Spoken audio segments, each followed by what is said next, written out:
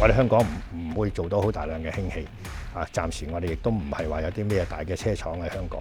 但係香港我哋有一個好重要嘅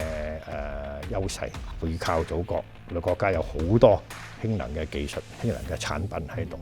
而我哋又面向國際，所以如果我哋能夠將一啲國家我哋成熟嘅技術喺香港嚟到使用，一啲嘅產品喺香港嚟到係去示範咧，可以幫到國家咧，就將呢個氫能嗰啲嘅產品咧，係面向國際推導出去。咁我哋同中石化咧都已經咧合作咧，就我哋會喺屯門咧一個咧地方咧，我哋喺嗰度做一個太陽能製氫嘅一個嘅示範嘅基地。譬如中東嗰啲咁嘅地方，第日